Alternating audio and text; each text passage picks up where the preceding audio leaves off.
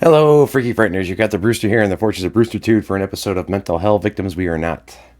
Today's question is, how do I not isolate? Whew, that's a tough one. So anyone who's gone through certain stuff before, certain traumas or whatever, knows that being alone, isolating, not talking to people is very enticing. You just feel awkward when you're out and around people, and if you got stuff on your mind, people want to ask, and you don't want to buzzkill, you don't want to talk about it, that kind of thing. So you kind of just step back, sit in the corner. If you're at a family dinner, you just kind of chill back, and that's a tough one. You just got to force yourself to go out, really. I mean, because I find my peace very addicting as well. There's a lot of times I don't, what the fuck, I don't want to go out either to fun events. I don't tell people this when the times come, but there's a lot of times I get anxiety ridden before heading out or whatnot, and you just gotta force yourself to head out there, man, and just try and take your mind off of it. It's the best I can do. I mean, it's a tough one because if you feel like you're buzz killing people when you're talking about this stuff, or if you're having a down day or whatever, because it's built into our heads that we're not allowed to be upset by things that have happened, not by people who care about us, but by the toxic individuals who put us in this spot.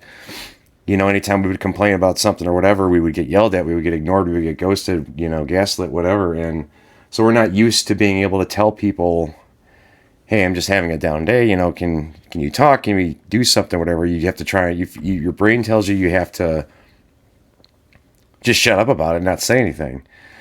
And that will actually lead to more problems because, if you just kind of bury it down lower, lower, lower, eventually it's going to explode and bad shit's going to happen. So just remember what I said in a past video before. You have to just keep working on yourself no matter what. That's always the goal. Therapy, self-help reels, whatever healthy things work for you. Stay away from substance abusing. Like I've said before, only drink when you're happy.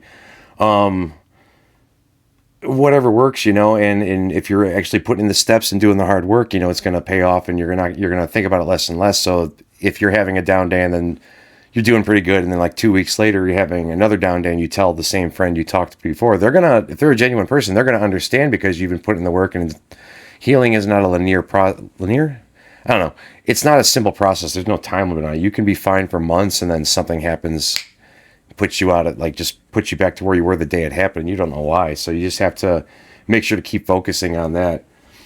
I got to remind myself that on the regular when I talk to my friends, because I won't talk to them about it. It'll be like a month or two or a certain amount of time. But my brain knows I've been thinking about it for the past few weeks. So my brain tells me that when I'm going to text them to reach out and say I need some help or whatever, my brain's telling me that I've bothered them with this before, when in actuality they had no clue because I haven't talked to them about it. So yes, a healthy support group and friends who understand is the best thing I do. And as far as getting out of the house, I mean, just force yourself to do it at least once a week, once a month. Start small, whatever you got to do. Little times here and there, just try and get out there and not isolate too much, because it is extremely addictive. It's just extremely tempting because you feel safer there. There's no one in there who's going to make you feel like shit. Who's going to, you can't just, you can trust or whatever. It's extremely addicting. But you just got to kind of force yourself to go out there, and eventually those fears get lower and lower, muscle memory, that kind of stuff. So again, I hope this stuff helps. I'm not a therapist. I'm just dealing with my life experiences, but, I just kind of grin and bear it and just fake it till you make it kind of thing, and just force myself to do it. A lot of times, like 9 times out of 10, I'm glad I went. I had a good time, and there's certain nights are, bummers, downers, whatever, it happens, but all those times that I want to cancel plans last minute because of that, when I force myself to go, I'm always glad I went, because I got to see people I don't see that often, maybe see a cool band, make a new friend, something happens. It's just nice to get out of the house and make some memories, because we ain't gonna live forever, man. Something could happen, and the person you canceled on might not be there the next day or the next time you go to hang out. So you got to take care of yourself and take time to isolate, or not take time to isolate, but take time for yourself, of course, too. We got to find that healthy balance. So, yeah, short video today, just kind of getting back into it after my last week off, but I hope that helps. And if you're going through it, man, remember, as I keep saying, you're not alone. The horror community has your back. So if you guys, again, if you have any questions you want to know, because this is kind of like the short one, I suppose. I don't know. How much time are we on here? I can't tell. But, that's it. Let me know in the comments what you think. Reach out if you need it, man. There's all kinds. That's why I put the thing at the end there. There's all kinds of numbers you call. And the great thing about the crisis hotline, it's anonymous, and you get a different person every time. So you can call them every day, and they can't get sick of you because you're not talking to the same person every day. So there's that.